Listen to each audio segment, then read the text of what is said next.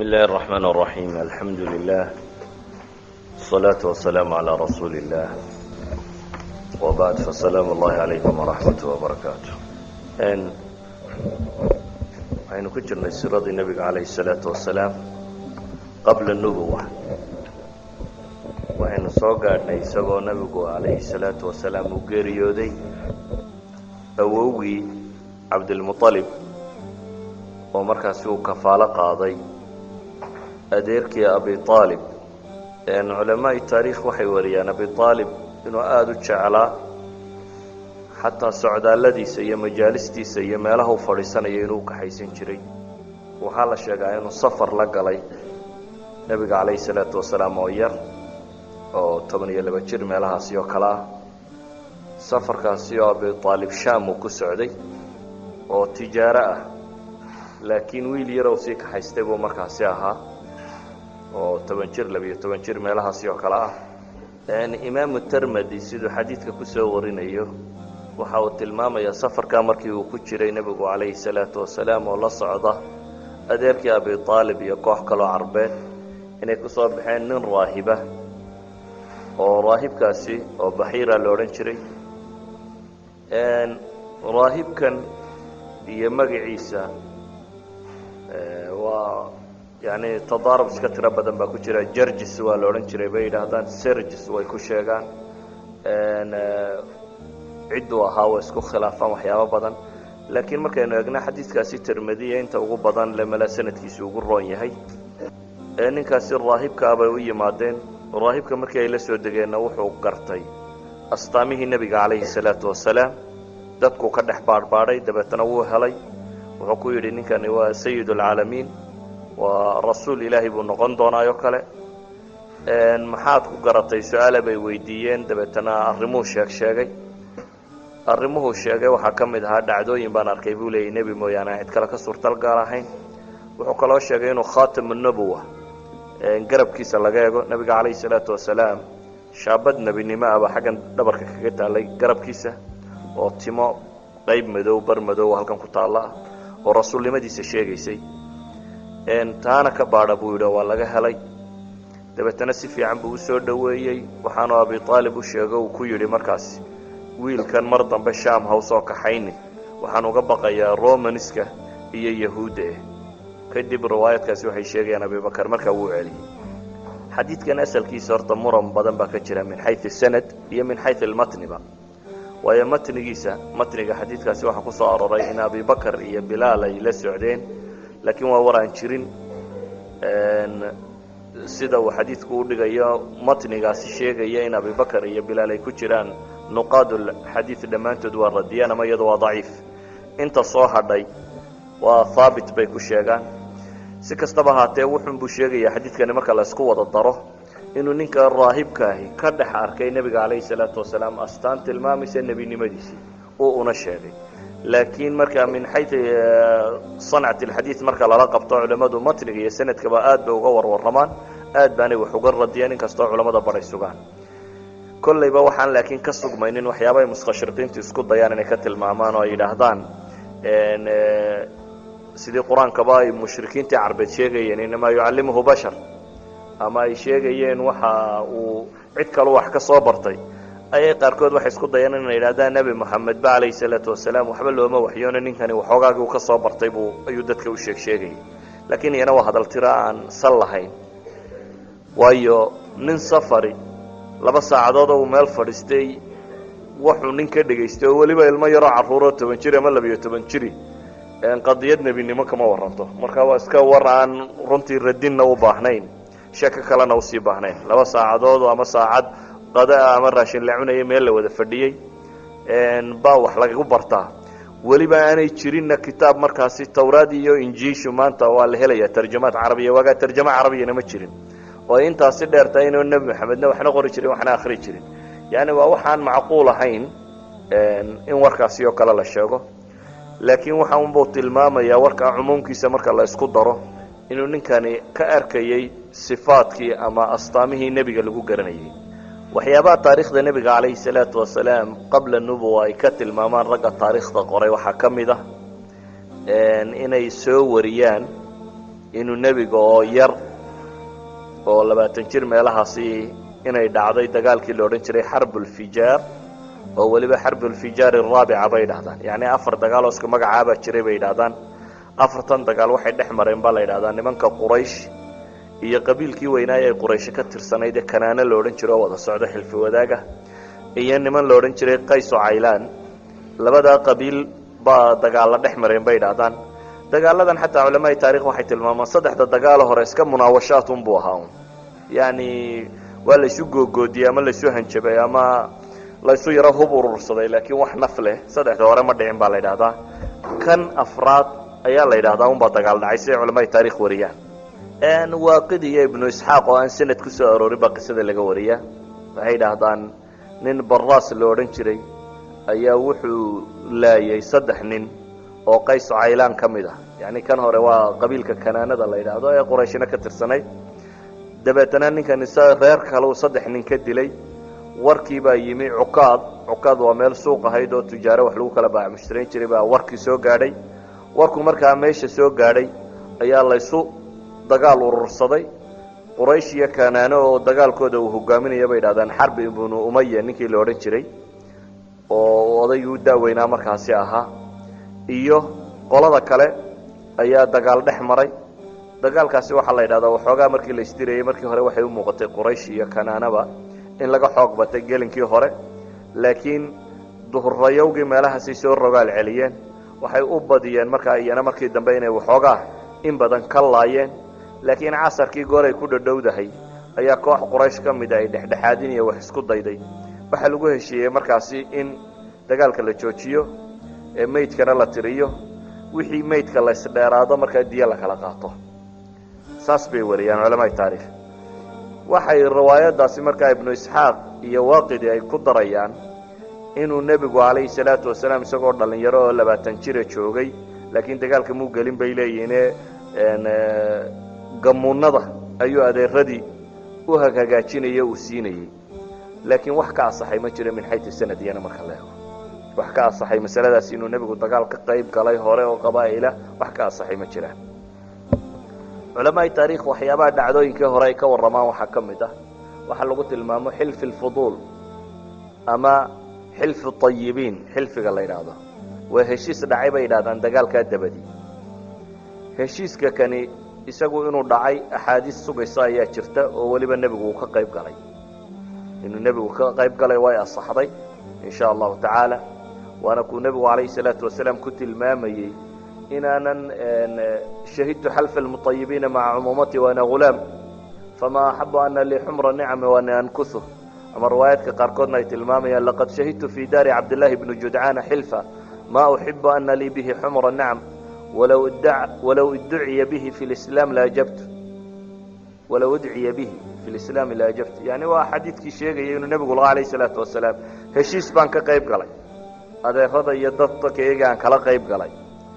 heshiiskaasi waxaa lagu qabtaa la yidhi gurigii ninkii la odhan jiray cabdillaahi bnu judcaan cabdillaahi bnu judcaan waa nin maalqabeenadii ugu waaweynaa maka ka mid ah waa nimankay odhan jireen koobab dahabay wax ku cabbaan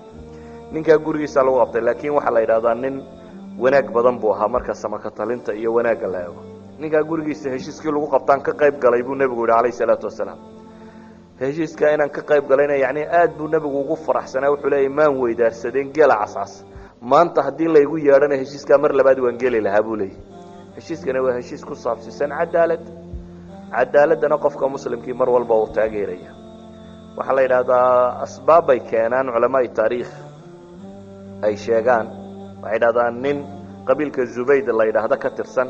ayaa alaab maka keenay dabeetana waxaa ka iibsaday ninkii alcaas ibnu wail oday la odhan jiray sahmi odayadii quraysh ugu madax adka ka mid ah alcaas ibnu wail baa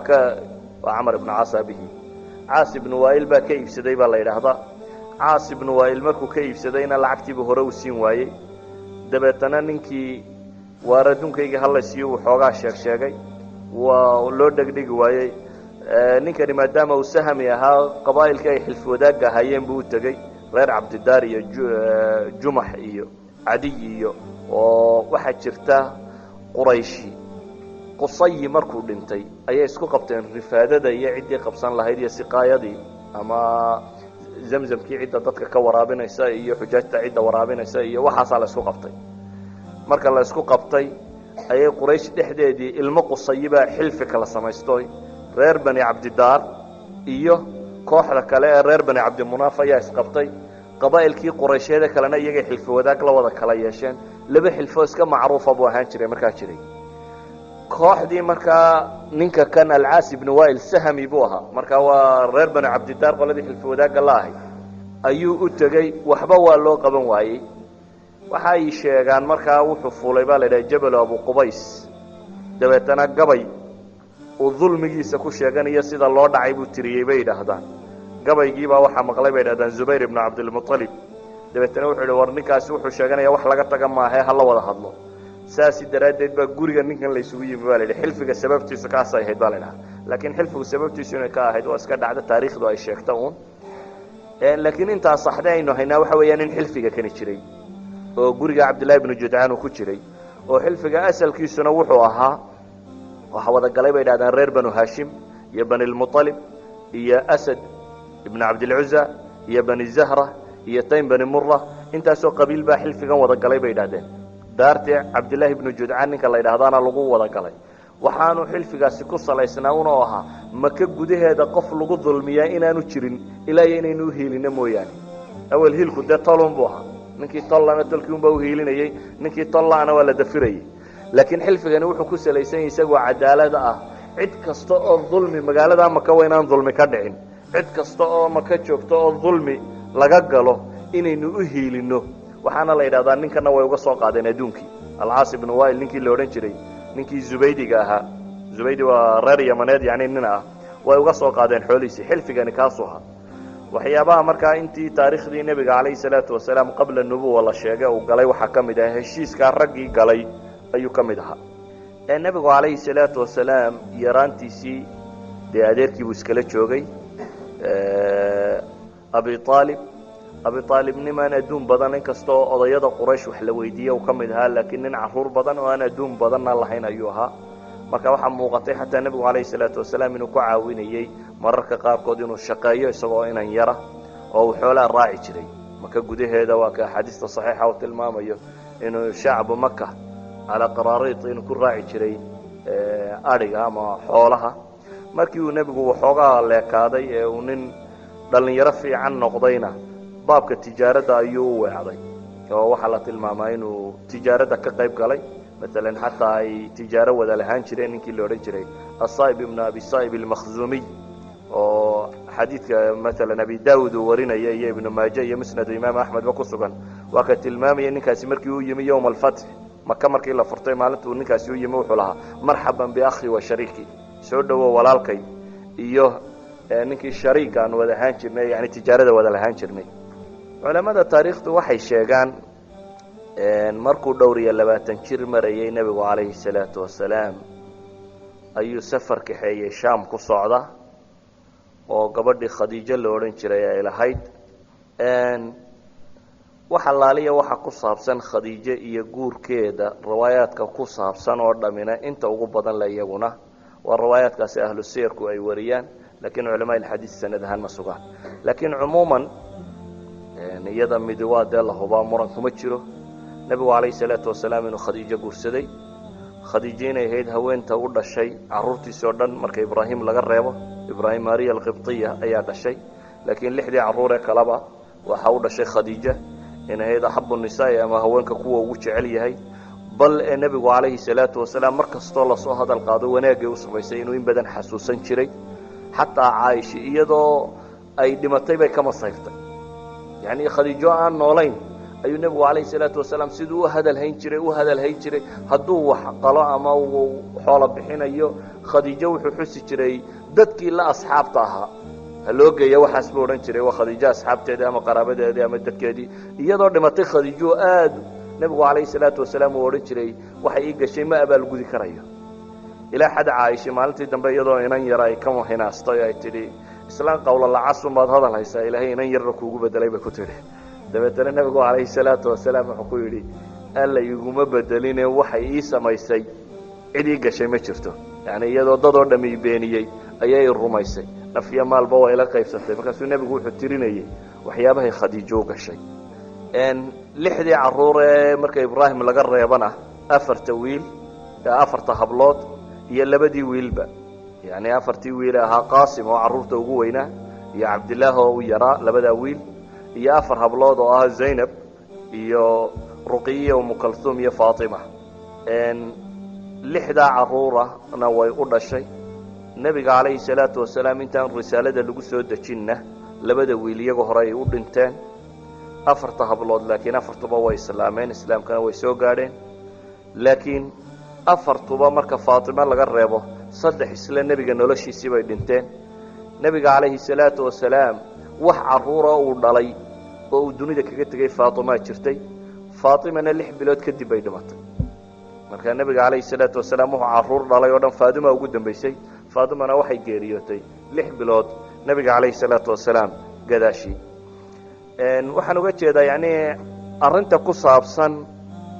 khadiijo iyo guurkeeda waxaan leenahay waa arrin sugan ama tafaasiisha qaabkii uu guursaday iyo qaabkay u xidhiidheen iyo da'diisu intay ahayd iyo iyada da'deedu intay ahayd iyo wax allaale waxa ku soo aroray culamaa ilxadiis ma sugan waxay ku soo aroray laakiin haddaynu iska sheegno lilmacluuma waxay sheegaan nebigu calayhi salaatu wasalaam 25 jir isagoo ah inuu safar kaxeeyey khadiijo ay lahayd dabeetana uu xoolihii ku soo faa'iido uu soo celiyey wiil ay khadiijo lahayd oo xoolaha la kaxeeyey baa uga warramay marka akhlaaq fiicnidiisii iyo dhaqankii nebiga iyo siduu ninkan dhaqanka wanaagsan uu ka arkay dabeetana khadiijo waxay doontay inay ninkan guursato kadibna gabadh bintu wahab ina bintu wahab ay u sheegtay gabadhii baa nebiga la soo hadashay calayhi salaatu wasalaam siday sheegayaan yani riwaayaadka taariikhdu kadib buu aqbalay markaas buu guursaday nebigu calayhi salaatu wasalaam waaqidi oo aynu naqaano culamaa ilxadiis yani matruukin agtooda yahay wuxuu ku sheegaa riwaayadiisa khadiijo inay markaa ahayd 40 jir nebiguna uu ahaa calayhi salaatu wasalaam 25 jir ibnu isxaaq isaguna biduuni sanad wuxuu ku soo aroorinayaa riwaayad kaloo aan waxba dhaamin inuu ahaa khadiijo inay ahayd 28 jir nebiguna 25 jir ahaa culamada qaar ka midina waxay ayidaan ra'yiga ibnu isxaaq bay yidhaahdaan baa u dhow waayo 40 jir malaa bay leeyihin way adagtay 6 carruurana inay dhasho yani caadada dumarka waxaa la yaqaanaa dee 45 meelahaba markay marayso inay ilmuhu ka dhammaado fogaato kontonka inaanu la gaadhin marka culamada qaarkood waxay rajaxaan ra'yiga ibnu isxaaq sheegaya bay yidhaahdaan inay dhowr iyo 20 jirka ahayd inay u badan tahay maadaama 6 carruura ay u dhashay nebiga calayhi salaatu wasalaam ayan kan waxaan leenahay madiina taariikhiyan markaynu eegno waa taariikh la soo arooriyo laakiin madiina sanad ahaan uma asixin nebigu calayhi salaatu wasalaam yuu kala hadlay waaqidi ra'yigiisa isagu wuxuu leeyahay khadiija aabaheed wuu geeriyooday buu leeyahay xarb ilfijaar horteed baabuu geeriyooday markaa adeerkeed ayaa la weydiistay oo loo khidbeeyey oo markaa guuriyey laakiin imaamu zuhri qowlkiisa iyo ibnu isxaaq isna siduu soo warinayo waxay leeyihin may odaygu ma geeriyoone waa noolaayo odayga laftiisa ayuu ahaa ka gabadha bixiyey ibnu xajar alcasqalaanina fatxigiisa saas buu ku rajaxayaa in aabaheedu ahaa ninka la weydiistay intaasoo qisaa isku soo duuduub sanad ahaan wax adag oo asaxay oo jira ma jiraan laakiin waxa asaxee sax ahin waxa weeyaan inuu nebigu guursaday calayhi salaatu wasalaam khadiija iyo inay u dhashay 6 carruura alla ka siiyey subxaana wa tacaala iyo inay naf iyo maalba la soo qaybsatay khadiijo gabadh aada u khayr badan ahayd yani ammaan waxa ugu filan in ilaahay salaan u soo diray yani axaadiista saxiixiisay sugayso waa ka nebigu calayhi salaatu wasalaam malakul jibriil uu yimi ee uu tilmaamayey khadiija in ilaahay uu salaan u soo diray idan khadiija waxaa ammaan ugu filan inay tahay saxaabiyadaasi uu alle subxaana wa tacaala salaanta u soo diraya marka aynu eegno qabla nubuwa intii nebiga calayhi salaatu wasalaam aan nebinimadu ku soo degin dhacdooyinka la wariyo culamaa taariikh ay sheegaan waxaa ka mid ah kacbada dhisideedii iyo xukunkii uu kala xukumay carabi qadiyadaasi markii ay isku qabatay waxay sheegaan nebigu calayhi salaatu wasalaam culamaa taariikh say arooriyaan 35 jir meelaha markuu ahaa ayay qurayshi waxay damacday inay kacbada dhisto. kacbadu bay yidhahdaan iyaga hortood markan waxay ahayd radmi ama sukuur waaweyn oo dhagxan waaweyn bay ka samaysnayd oo dushuna qaawantay saqafna aan lahayn. kacbada saa u taqaanin kacbadu waa daartan yar ee madow. daartan xajarul aswadku waa dhagaxa yar ee koonaa kaga jira. meeshu waa daar yar oo qol ah oo albaab laga gala leh. xajarul aswadkuna waa rukunka dhagax yar oo kaga sii jira. quraysh baa markaa daartan dhistay. nebi dee ibraahim iyo ismaaciil baa markii hore dhisay. wakti taariikh horay taasi ahayd, laakiin tan dambe waxaa dhisay quraysh. waxaa la yidhaahdaa markan quraysh ay meesha soo gaadhay iyagu dhagxan waaweyn bay ka samaysnayd oo dushuna qaawan tahay. dabeetana waxay yidhaahdaan waxyaabihii loo hadiyen jiray ama la siin jiray baytullahi alxaraamkii lagu guri jiray ayaa tuuguu soo dhacday baabay sheegaan culamaai taarikh qaar ka mid oo wax ka qaateen meeshii. waxay kaloo sheegaan in dee ay gabowday oo muddo badani ay soo wareegtay oo ay iska dundumaysay oo kale. waxay kaloo sheegaan waktigaasi nebiga 5 sano ka hor intaan lasoo bixin oo kale daad weyni inuu maka maray oo derbiyadeedii sii daldalooliyo sii dhaawacay. si kastaba ha ahaatee waxaa muuqata un inay u baahatay in dib loo dhiso. qurayshina waxay qaadatay go-aanka ah inay dib u dhisto. culamada taariikhdu waxyaabahay wariyaan waxaa ka mid ay leeyihiin waxay qurayshi ku heshiiyeen bay yidhaahdeen inay dhisaan kow iyo hanti nadiifa un in lagu dhiso. oo waxay yidhaahdeen gabadh xun meher laga qaatay iyo xoolo ribo lagu iibiyey iyo xoolo la kala dhaco dulmiye iyo wixii xun oo dhan bay yidhahdeen waa inaynu ka ilaalinaa. xoolo nadiif oo aynu ognay in si xalaalay usoo baxeen oo keliya. dee dadkuna weligiiba xumaa iyo samaana waa la kala yaqaanay. ta kalena diintii nebi ibraahim ka tegayna waxba kasii harsanaa. walidaalik waxay yidhaahdeen xoolo nadiifa aan ku dhisno meesha tan. laakiin dumistii waa say riwaayaadka taariikhdu sheegaan wax sanad oo saxiixa maan arag. waxay kaloo sheegaan dumisteedii iyo kacbada duminteedii baa laga yara baqbaqay. dabeetana ninka waliid bin almugiira la odhan jiray almakhzuumi ayaa ku bilaabay isagu bay yidhahdeen oo maalintii hore intuu soo qaatay madaraqiisa koona ka qoday. dabeetna markaasay maalintaa cidi uguma tegin bay yidhahdaan oo maalinimaadii baa la arkay inaanu isna waxba noqonin meeshiina wax ka dumiyo. markaasaa la yidhi arrintu waa hagaage si fiican ha loo dumiyo. si kastaba ha noqotee ninkaasaa bilaabay bay yidhaahdeen. laakiin isaguna markuu u qaatay bay dhahdeen madaraqa wuxuu lahaa allahuma laa nuriidu ila alkhayr. ilaa waad ogtay inaanan wanaag waxaan ahayn u duminayn, yani inaan dhisayo uun. kacbada way ka baqi jireen waana xurmayn jireen. way dumiyeen kacbadii. markii la dumiyey waxaa lagu heshiiyey in dib loo dhiso. dabeetana qabaa'ilkii carbeed ayaa qaybsaday dhagxantii meesha geli lahayd. reer hebelow idinku intaa keena, reer hebelow intaa keena, reer hebelow intaa keena, in waliba inteedii bay kuntay. waxa ka asaxay meesha tan iyadana haddaan sheegna waa xadiidkii sheegayey inuu nebigu calayhi salaatu wasalaam isaga iyo cabbaas ay israaceen. dabeetana dhagxanta markay soo gurayeen cabbaas uu ku yidhi war dhagaxani wuu ku sarsari doonaaye marada guntiga furo oo saar halkan oo dhagaxa isaga dhig. dabeetana uu guntigii furtay nebigu iyo uu halkan saaray. kadibna uu dhacay oo miyir beelay. kadibna uu soo toosay isagoo le war guntigayga ii xidha, guntiga ii xidha, isagoo le guntiga loo xidhay. xadiidkaasina wuxuu sheegaya waa marka qura nebigu calayhi salaatu wasalaam uu qaawismay. yacni waxa uu tilmaamayaa caadaadkii jaahiliyadu ay lahayd inaanu nebigu kala qayb geli jirin calayhi salaatu wasalaam. markaasoo qura cabbaas yidhi war marada dhagaxa isaga dhigo xagga sarasa. carabtaana gaar ahaan kacbada iyo agaarkeedii meelaha in la isqaawiyo wax sii weynba may hayn. waayo qurayshi waa tii samaysatay xeerarka lagu xajo oo ay ka mid tahay dadka dabadda ka yimaada qofku inaanu maradiisa uu sitay ku dawaafi karin allahuma ilaa inuu tuurayo mooyaane. haddaad ku dawaafto markaa cid dambe oo xaq u leh inay xidhataa ma jirto ee waa inaad tuurtaa. haddii kale bay idhaahdaan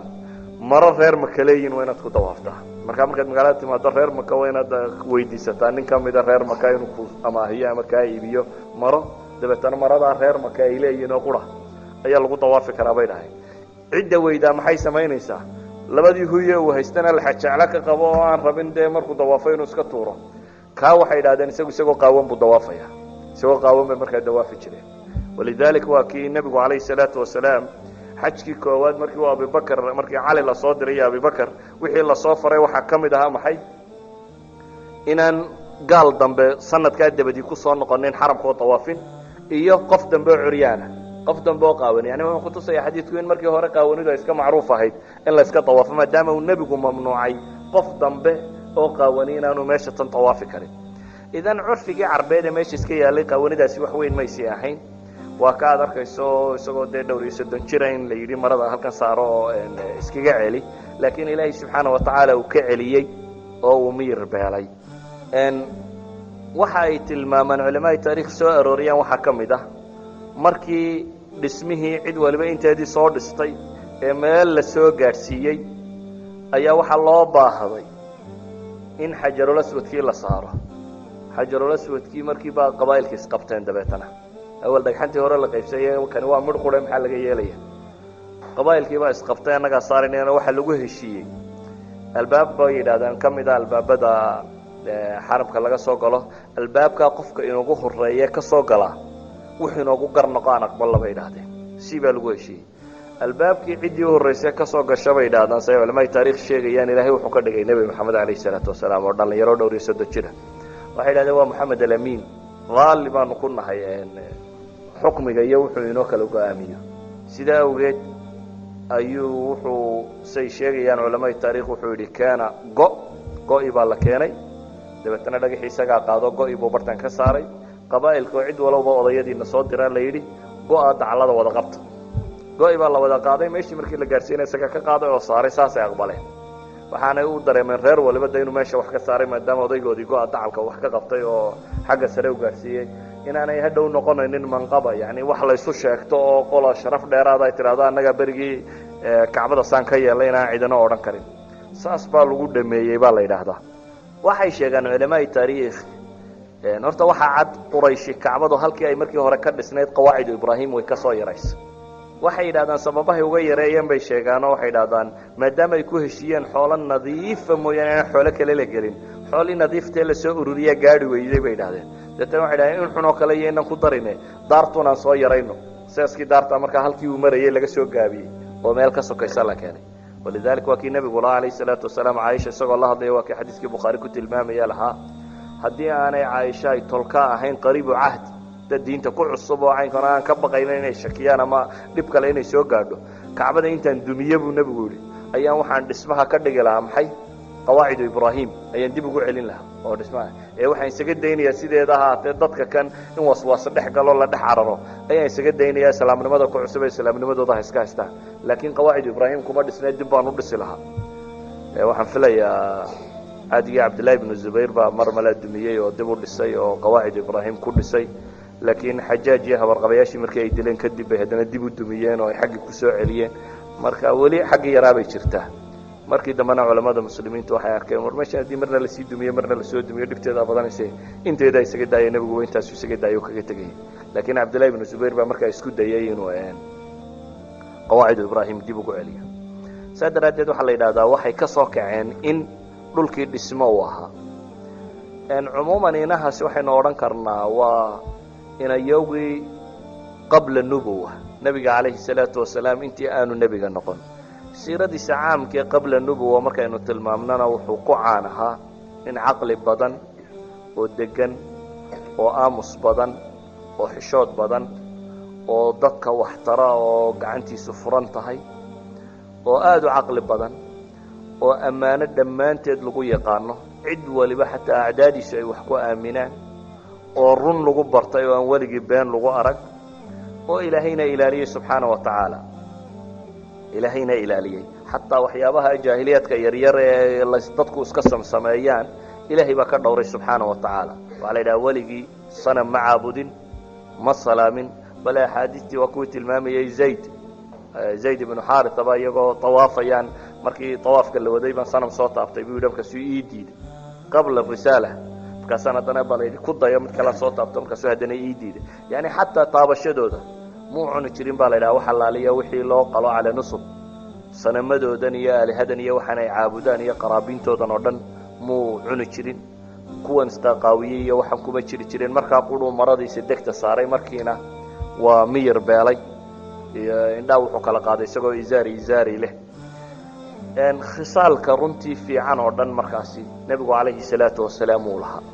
intaasi waxaynu iskaga soo koobaynaa wixii ku saabsiisnaa qabla nubuwa. waxaynu u iman doonaa markaasi intii uu nebiga noqday calayhi salaatu wasalaam oo ah inta rasmiga aynu u soconno. inta tan uu nebiga aqwaal mustalafa culamada ka soo arorto dhammaantood sanadkoodu iska fiican yahay ama asaxay, laakiin waxaa la rajaxay inuu 13 sannadood uu Maka joogay. 13 sannadood ee uu Maka joogay culamadu lafteeda way sii kala qaybiyaan oo qayb waxay ku tilmaamaan dacwo hoos ahaaneed uu waday iyo qayb uu dacwada kor ugu dhawaaqayay oo uu kor u waday. waxaynu bilaabi doonaa markaasi bal qaybta koowaad iyo markii Alle subxaanahu wa ta'ala uu nabiga ka dhigay ama rasuulka laga soo dhigay nabiga calayhi salaatu wasalaam. waxa la yidhaahdaa da'da nabigu markii ay 40 jir ku dhawaatay ayaa wuxuu jeclaystay in badan in uu iskaga baxo nimankan waxay caabudayaan iyo meelahoodan oo dhan oo khalwa iska sameeyo, gaar inuu cidla isaga baxo, iska ta'amulo dunida tan iyo saa Allah u abuuray subxaanahu wa ta'ala uu fiirfiirsado, iska cibaadaysto. waayo dadku diintii Ibraahim xaniifka ahayd wax ka sii hadhaday uun baa jiray, marka inuu iska cibaadaysto. waxay waliba gaar ahaan culimada taariikh wariyaan ramadaanada inuu bixi jiray, inuu geli jiray godkaasi la odhan jiray Gaaru Xiraa. Gaaru Xiraa waa god weyn oo aad u ballaaran, god yar maaha, waa god aad u afweyn oo weyn. buurtan Jabalu Nuur la yidhaahdo ku yaala, caamadu iminka marka xajka la tagayo meelahaas ay buurta isku dhibaan oo koraan oo godka galaan oo sunno kusoo tukada, waxaas iska bidca, waxba kama jiraan. godkan beri buu nebigu galay uu ka soo baxay khalaas, wax dambe oo loo tagtago oo laga qabtaa ma jiraan. godkaasi buu nebigu tagay calayhi salaatu wasalaam. godku buur dheer buu korka kaga yaala, muddaad koraysa, yacni in nusu saac kolleyba ka badan baan rajaynaya, saacad ku dhowaad meel haba qaadanaysa qofku inuu lugeeyo. waa buur aad u sarraysa marka la eego inta uu qofku waddo yaroo aad u luuqal oo laga koro, waa meel aad u cidlo ah. halkaas buu nebigu isaga bixi jiray calayhi salaatu wasalaam oo iskaga cibaadaysan jiray. halkiisii isagoo iska jooga markaasi ayaa waxa u yimi malakul jibriil. nebiga calayhi salaatu wasalaam nebinimadu intaan jibriil u iman waxay soo martay dhowr kala gedisan. maalan talaa'icu nubuwa waxyaaba lagu tilmaamaa jiro nebigu uu dareemi jiray. maalan sida xadiidkii saxiixu muslimka ku sugan, nebigu wuxuu leeyahay dhagax baan garanayaa Maka isalaami jiray uun. dhagax markuu soo maro uu nebiga salaama calayhi salaatu wasalaam, waa intaanu nebi noqonin. dhagaxi salaama mucjizo ama waxyaabihii Alle subxaanahu wa ta'ala uu nebigiisa ku karaameeyey bay ka mid ahayd. waxaa ka mid ahayd oo waxyigu ugu soo horreeyey nebiga 6 biloodoo hore wuxuu ahaa riyo, wuu riyoon jiray. laakiin xadiidkii saxiixa ku sugnaa siduu sheegayo, riyadaasi midla falaqi subxi buu u arki jiray. riyada ambiyadu riyadan dadka lama mid aha. dadka caadiga, qofka caadiga markuu riyoodo riyadiisu adqaatu axlaam inay tahay, dhadhab shaydaan inay tahay waa suurtagal, yacni wax shaydaan u waxyooday inay tahay waa suurtagal siduu nebigu ku sheegay. waxaa kaloo suurtagala inay iska dhadhabtay wixii uu maanta soo ararkun inay maskaxdu soo celisay. waxaa kaloo suurtagala wax waxyiya inay tahay, wax khayr qaba oo malag iyo cid u sheegtay inay tahay. laakiin mar kastaba iyadu tafsiir bay u baahan tahay, tafsiirkeeduna mar kasta lama haleelo. in badan waxaa laga yaabaa si aad moodayso si aan ahayn inay tahay, yacni siday kuugu soo baxday inay wadatay uma badna. ama riyada nebiyadu iyadu waa waxyi, ru'ya alambiyaa waa waxyi. tan adiga riyadaada caadigaa waajibku saaran maaha, adilada sharcigana ka mid ah. caamadu waxay yidhahdaan sheekh hebel bar riyooday, sheekh hebel riyadiisu isaga ku koobantay, haddii loo bishaareeyay hadday wax saxayd iyo haddaan ahaynba wax diinta ka mid oo daliil galana maaha. daliil wuxuunbaa diinta ah, sunno iyo kitaab. laakiin riyada ambiyadu way ka gedisantahy. riyada ambiyadu iyadu waa waxay rasmiya. walidalik ba qur-aanka waxaa ku aragtay nebi ibraahim in uu ru'yo ku arkay maxay, wiilka inuu qalo, ismaaciil inuu gowraco, dabeetana fuli baa la yidhi. iyadu waa waxyi. nebiga calayhi salaatu wasalaam waxyigiisu wuxuu ku bilaabay markaasi ru'ya saadiqa. weliba nusuustu siday sheegayso ru'yadaasi 6 bilood buu waxyigu nooca u socday. 6 bilood buu waxyigii nebiga usoo degayay uu ugu imanayay isagoo hurda uun loo waxyoonayay oo loo sheegayay. laakiin waxaa loo sheego sida waagu u bariyo, waagu yacni markuu bariyo dee qof waliba waa arkaya, midla falaqi subxi oo kale ahayd. waxa uu saa ugu riyoodaa sidaa cadceed u soo baxayso kale wax loo hubo oo loo arkayo bay ahayd intaa kadib walidalik baa maalan sheekhana raaxiq lmakhtuum kale ayaa wuxuu leeyahay xataa xadiidkii sheegayey juz-un min 46 ka sheegayay wuxuu ku tafsiirayaa nooca kale wuxuu leeyahay maadaama 23 sannadood ahay fitradii nebiga loo waxyoonayay 6 biloodna ay riyadu ahayd waa juz ka mida buu leeyahay min 46 oo 46 baa xaqu ka soo ururiyay oo leeyahay waa waxyigii nebiga oo 46 meelood loo qaybiyo meel ahaan yani 23 sannadood baa nebiga loo waxyoonayay 6 bilood oo ka mid waxay ahayd maxay riyo marka waxa weeyaan marka intii loo waxyoonayo dhan la isku daro 46 meelood meel ahaan ayay ku dhacaysaa kadib nebigu calayhi salaatu wasalaam wuxuu doortay inuu meeshaasi iska tago godka qaaru xiraa la yidhaahdo godka qaaru xiraa la yidhaahdo ayaa waxyigii ugu horreeyay ku soo degay culimmada taariikhda qortaa waktigaas sida ay u calaamadinayaan maalan sheekhan saaxib araxiiq almakhtuum wuxuu leeyahay waxay ahayd maalin isniineed oo ramadaan ay 21 tahay bisha August 10keedii 610kii miilaadiyada oo da'da nebigu ahayd 40 sano oo qamariya yani tadayaxa laga tiriya 40 sano iyo 6 bilood iyo 12 maalmood buu leeyahay haddii cadceedda laga tiriya la eegana 39 sannadood 3 bilood iyo 20 habeen buu ahaa buu leeyahay isagu saas uu xisaabiyay xisaabtani xagay ka timi kow in waxyigu isniin soo dego waxyiga nebigu calayhi salaatu wasalaam inuu isniin ku soo degay axaadiis baa cadaysay fiihi wulidtu wa fiihi unzila calay daka yawmu waladtu fiihi wa yawmu yubcath wa yawmu bucithtu yani xadiidkii kale waa kii tilmaamay idan axaadiis baa ku asaxday isniin inuu nebigu dhashay calayhi salaatu wasalaam axaadiis baa ku asaxday waa saxiix la hubo waxyigu inuu isniin ku bilaabmayna axaadiis baa ku asaxday kaasi waa mid qur'aanku wuxuu kaloo sheegay shahru ramadaan alladii unzila fiihi alqur'aan bisha ramadaan buunbuuninteeda waxaa ka mida baa ilaahay leeyahy waa bishii qur'aanku soo degay yani ilaahay subxaana wa tacaala hadalkiisii wuxuu u doortay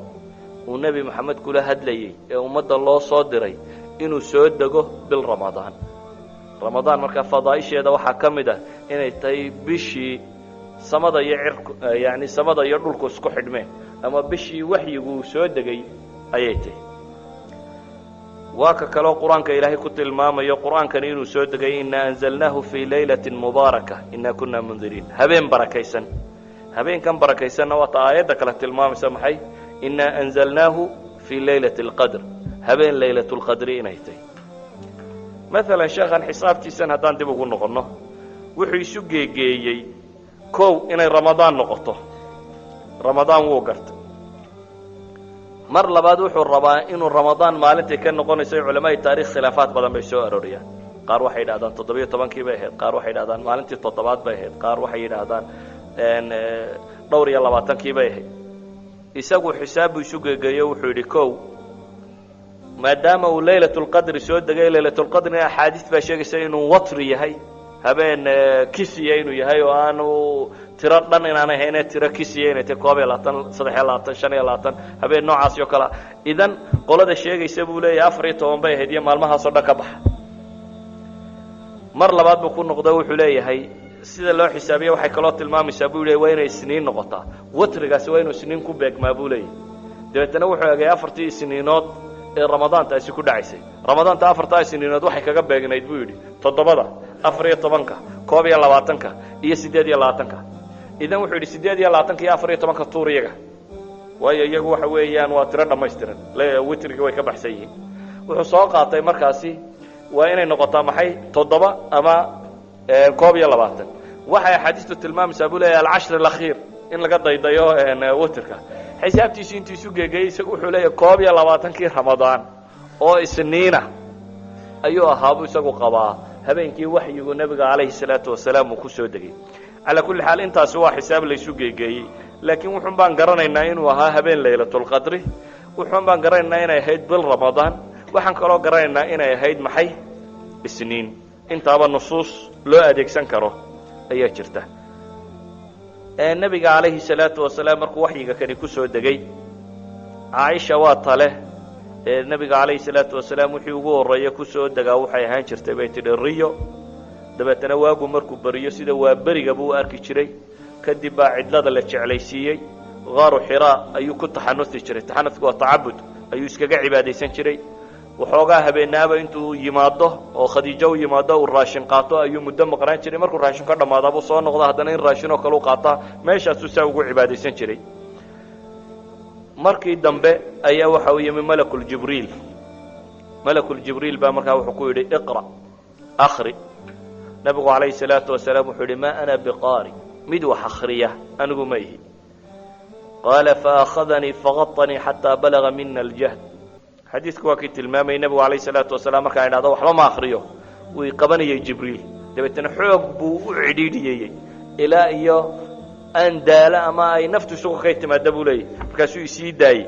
dabeetana wuxuu yidhi buu yidhi akhri haddana mar labaad baan idhi buu yidhi ma aqaan sida wax loo akhriyo haddana wuu ii qabtay buu leeyo xoog buu ii qabtay ilaa iyo sidii oo kale wuu ii cidhiidhiyey dabeetana wuu isii daayey markaas buu wuxuu yidhi akhri waxaan idhi buu yidhi maa ana biqaari mar saddexaadkii buu ii qabtay buu yidhi oo intuu isii daayey buu yidhi iqra bismi rabbika aladii khalaq khalaqa alinsaana min calaq iqra warabuka alakram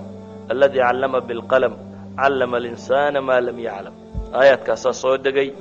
oo waa qur-aanka intii ugu horraysay soo degtay intaas buu yidhi akhri kadib wuu ka tegey nebigu calayhi salaatu wasalaam wuu baqay xataa baquhu wuxuu ka gaadhay xad axaadiista qaarkood ay tilmaamayaan iftacashat bawaadiruh yani bawaadirka waxaa la yidhahdaa muruqan yare garabka iyo luqunta isku xidha kuwani baqa daraaddeed ay gariireen gurigii baan tegey buu leeyey anigoo khadiijo ku leh zamiluni iddada baan idhi buu yidhi dabeetana waa la daday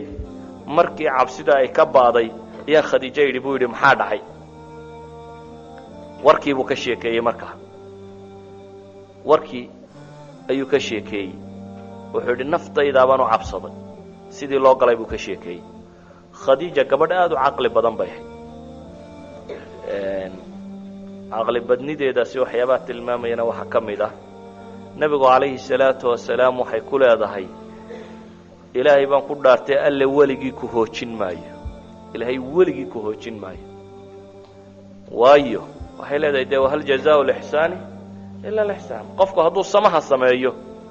abaalku helaana waa wanaagun waxay leedahay qof wanaagga sameeya baad ahaan jirtay innaka latasilu rixm wataxmilu اlkalb wataksib اlmacduum wataqri اdayf watuciinu calaa nawaa'ib اlxaq waxay leedahay adigu waxaad ahayd qofka culus ama dayn ha ku cuslaado ama dhib ha ku cuslaado kuwa culus mid wax ka xambaaro oo ka qaada baad ahayd kaan waxba haysan mid wax siiya baad ahayd martida ku sooraad ahayd dhibaatooyinka mid dadka uga gargaara baad ahayd yani qof wanaaggaasoo dhan samaynaya in dhibi un iskaga timaado macquul maaha bay tilmaamaysaa laakiin inakeen bay tidhi waxaynu u tegaynaa waxaa jiray nimay iyada ilmaadeeriyiin oo adeerkee dhalay oo la odhan jiray wariqa ibnu nofal ibnu asad khadiija bintu khuwaylad ibnu asad bayan ahayd yani ilmaadeer bay ahaayeen ninkan ay ilmaadeerka yihiin nasraaniyaduu qaatay masiixiyadu kristan buu noqday marka luqada cibriga buu wax ka yaqaanay yani cibrigu waa luqadii yuhuudda ee kutubtu markaa ku qoraydna waxbuu ka yaqaanay marka waxay leedahay arrinkani ma aha xume aan wax weydiina ninkan caalimkaena keen way kaxaysay nebiga calayhi salaatu wasalaam ninkaas bay u geysay ninkan markay u geysay waxay tidhi bal dhegayso in adeerka hadda waxa uu kaaga warramo bal ii warran buu ku yidhi nebigu calayhi salaatu wasalaam wuxuu arkay buu uga sheekeeyey qisadiisii buu u sheegay sidii wuxuu arkay ama riya ha noqoto hadduu ahayd ama intii jibriil uu kala kulmay yani wixii uu dareemayey wixii u arkay buu u sheegay markuu u sheegay buu wuxuu ku yidhi markaasi wariqa markaa wuu gartay in ninkan loo waxyoonayo wariqa bnu nofal kow dee maadaama ahlu kitaab aha wuxuu hayay bishaaraadkii hore ee in nebi soo baxayo yani ahlu kitaabka agtooda waxa yaalla saa dee ilaahayba qur-aanka ku sugayo waid qaala ciisa bnu maryama ya bani israa'iila inii rasuulu llahi ilaykum musadiqan lima bayna yadaya min atawraa wamubashira birasuulin ya'ti min bacdi ismuhu axmed ilahay qur-aanka wuxuu ku sugaya inay hore u hayeen bishaare ciise uu sii sheegay oo sheegaysa inuu nebi moxamed iman doono, axmed nebi la yidhahdaa inuu soo bixi doono. tawraadda iyo injiishan ay hayaan in badan baa la taxriifiyey, laakiin qaar ka mida xataa ilaa hadda magaciisaa lagu hayaa. maalan kuwa magaca lagu haya waxaa ka mid ah tawraada iyagu tawraat samira mid la yidhaahdo iyo injiilu barnaba oo kale. injiilu barnaba iminka anaajiil afara un bay haystaan kristanku, afar injiil, yani afar nin waxay qoreen oo ay ku sheegayaan waa ciise wixii aanu kala kulannay. marka kan shanaad qarnigii shanaad ee miilaadiga ayay kiniisaddu dafirtay oo diiday, waayo injiilu barnaba waxa uu diidan yahay caqiidadan ay iminka haystaan ee ah saddexda ilaahay isku ilaah, in ciise ilaahaa buu diidan yahay. wuxuu rumaysan yahay inuu ciise nebi alle iyo rasuulkiisa ahaa, isagaa uga dhow markaa xaqiiqada kuwan ay hayaan. laakiin kiniisaddu qarnigii shanaad bay kaa mamnuucday oo ay u diiday, makhtuudadiisii meel bay iskaga riday. beri dhoweyd ayaa laga soo saaray oo nin raahibo baa ka soo saaray Fatikaanka waliba, yani katoliga meeshooda ayuunbuu ku arkuno ka soo saaro, wuu islaamaa lagu tilmaamo isna. calaa kulli xaal kaa beri dhoweyd baa la soo saaray. waxa kaloo kaa taageeray isna oo jira albaxri almayit, dersiga meesha la yidhaha urdun iyo agagaarkeeda, xafriyaadka dhulkan la qodo ee laga soo saaro waxyaabihii dadkii hore ay ka tageen aahaartoodii, ayaa waxaa laga soo saaray aahaar iyaduna injiilu barnaba wuxuu sheegayo kale ay ku qorantay. nusuusta iyo aayaadkii uu sheegaya injiilu barnaba mid ay ku qorantay oo sheegaya iyaduna annabiyu moxamed yani ku dhawaaqaya. isxaaxa 41aad wuxuu sheegayaa yani lafdiga laa ilaha illa allah muxamadun rasuulullah baa lafdigaaba sidiisa ugu qoran. anaajiishoodan xataa ay haystaan qaar ka mid ah, maalan ustaad cabdilaxad daawuud alashuri ninkii la odhan jiray, waa wadaad kristan oo islaamay. sababta ku islaamayna waxa weeyaan wuxuu leeyahay tarjamada la soo tarjumay afkii cibriga laga soo tarjumaa la qaldaye xataa ilaa hadda lagu hayaa buu leeyahay injiilu luuqa, yani luuqa injiilka la yidhaahdo. maalan chapterka 14aad aayadda 2 waxaa ku qoran buu leeyahay alxamdu lilahi fi lcaali wacala alardi islaamu walinnaasi axmed. tarjamada carabiga waa caynkaas buu leeyahay. ninkaasi waa kitaab buu leeyahy la yidhaahdo bibleka iyo wuxuu maxamed ka sheegay. waxaa la mid ah anaajiisha xataa iminka haystaan rag badan baa tilmaamaya inay wax ku jiraan, sida uu dee axmed didaad ilaahay u fudaydiyo kitaabkiisan yare uu ku tilmaamayo bibleka iyo maxamed wuxuu ka yidhi. calaa kulli xaal waxaynu leenahay ninka kani taariikh badan buu hayay oo sheegaysa in uu nebi soo bixi doono kow. dee yuhuudina waa tii sii sheegaysaba. madiina, reer madiine inta badan waxay islaamkoodu u dheereeyey waxaa ka mid ahaa yuhuuddii la deganayd oo ansaarta kusii odhan jirtay marka uu idin yimaado, marka nebigaad cusubi soo baxo ayaanu idin jebinaynaa intaan raacno idinka xoog badanayna. laakiin markuu nebigii carab noqday bay ka weecdeen qoladii yuhuud ahay. qoladii carbeedna markay arkeen nebigii cusbaa bay yidhahdeen yaan laydinka dheeraynin, waa ka yuhuudi idinku sii hanjabaysay. waxyaabaa tilmaamaya in yani aahaartan la hayay waxaa ka mid a maalan iyadu waxaaba filaya sanad xasan aynu kusoo artay salman alfarisi iyo islaamnimadiisii. salman alfarisi saxaabiga la odhan jiray culamada taarikh waxay sheegaan da aad weyn buu jiray, waxaa laga sheegaa 250 sano bay taraajimtu qoraan inay da'diisu dhaafaysay. calaa kulli xaal salman alfarisi taariikhdiisu waxay sheegaysaa ilaa 7 raahib inuu soo kala maray oo kala dambeeyey, oo kolba mid uu yimaado oo markuu raahibkaasi dhimanayo yidhahdaa ii dardaaran. markaasuu yidhahdaa cid diin saxa haysata garan maayo, ninka hebel la yidhahdo wadaad hebel ee meel heblaayo deganuun haddaad gaadhi karto ninkaasi baan ku ogay wax saxa. wuu taga kii u dambeeyaan idhi buu yidhi war ii dardaaran. wuxuu yidhi garan maayo diintii saxa ahayd cid damba ay ku hadhaye, haatan waktigii nebi soo baxayey baa jooge nebigaa uun haddaad raadcayn karta raadce. dhul timir loo caynkaas iyo madiinuu tilmaamteeduu tilmaamo inuu ka soo bixi doono o iman doone nebigaa uun raadce. salman alfarisi isagoo nebi raadcaysuu soo galay madiina, dabeetana carabtiiba intay afduubtay bay iibiyeen oo addoon bay ka dhigeen. isagu diin buu raadcaynayay, laakiin inta la qabtay ayaa la gaday, dabeetana waa la addoonsaday. isagoo addoonsigiisii iskaga jira buu nebi maxamed yimi calayhi salaatu wasalaam madiina, dabeetana calaamaadkii loo sheegay wixii oo dhan buu xaqiiqsaday, saas buu ku islaamay. calaa kulli xaal waxaynu leenahay aahaar badan baa jirta oo sheegaysay nebiga calayhi salaatu wasalaam nebinimadiisii. waraqata bnu nofal markaasi wuxuu fahmay inuu ninka kani yahay nebigii la sugayey, waxyigiina uu hadda bilaabmay. markaas buu wuxuu yidhi ilaahay baan ku dhaartay buu leeyay waraqata bnu nofal wuxuu leeyahay waxyiga kan kugu soo degay waa kii ku soo degay oo kale buu leeyahay nebi muuse waa kii ku soo degay ee shallaatadayda ama qoomamadayde bal maan dhallinyaro ahaado. Wariqat ibnu Nawfal markaa wuxuu marayay bay yidhahdeen da aad u gabooba oo xataanu indhaha si fiican wax uga arkaynin. idan markanba wuxuu bilaabay inuu isqoomameeyo oo ilaahu yaa nin yar iga dhiga aan kuu gargaaraya buu leeyahay. markaasuu wuxuu yidhi bal ma noolaada buu yidhi maalinta tolkaa ku saari doonaan. yacni waxaad arkaysaa in sifaadka nubuwada ee uu nebigu leeyahy inuu wariqa hayey oo ay kutubtay hayeen ay markaasi ku qoray. marka wuxuu u sheegayaa Wariqat ibnu Nawfal nebi moxamed calayhi salaatu wasalaam in la bixin doono inuu nebiyey oo waxaan ku soo degay waxyiyey oo carab ay la coloobi doonto oo reer maka ay maagi doonaan oo dabeetana maka laga saari doono oo uu hijroon doono ka warramaya. markaasuu wuxuu yidhi ilaahow bal ma noolaado maalinta ay ku saarayaan tolkaa aan kuu gargaare. laakiin nebigu ma ogeyn in tolkii saarayaan xumana iskuma ogeyn inuu nin fiican oo tolkii u wanaagsan yahay ayuu isku yaqaanay. dee dadkaad wanaag u samaysaa ku xumaynayana ma aha wax la odoroso oo dadkaad wanaag oo dhan kaa helay inay hadhow xuma kaaga abaalgudayaan ma aha wax la odoroso. saa daraaddeed buu nebigu wuxuu ku yidhi wariqa awa mukhrajayahum ma anigay saarayaan buu ku yidhi. Wariqat ibnu Nawfal ba wuxuu leeyahay maalinta lagu saaraya maan joogo waa kuu gargaaraya. nebiguna wuxuu leeyahay calayhi salaatu wasalaam awa mukhrijayahum ma aniga lay saari doonaayo oo tolkayba ay saari doono oo eryi doonaa. haa buu ku yidhi wariqa. waayo wariqa nin waa yeela oo yaqaan dacwada iyo islaamku suu u koro buu ahaa. wuxuu yidhi waxaanaad la timi cidi lama iman ilaa iyo colaaddiisaa badatay. yacni rasuul ma soo bixin ilaa iyo shayaaiinu linsi waljinni way isugu tageenoo colaad baa lagala hor yimi. haddaan soo gaadhana buu yidhi maalintaasina ansuruka nasran mu'azara waxaan kuu gargaari doonaa buu yidhi gargaar xooggan. laakiin alla ma qadarin ee Wariqat ibnu Nawfal wuu dhintay. nebiguna calayhi salaatu wasalaam wuxuu dareemay in waxyi uu ku soo degayo. nebigu calayhi salaatu wasalaam wuxuu dareemay ama wuu degay oo nin caalima ayuu u tegey oo u sheegay waxa kan inuu waxyiyey.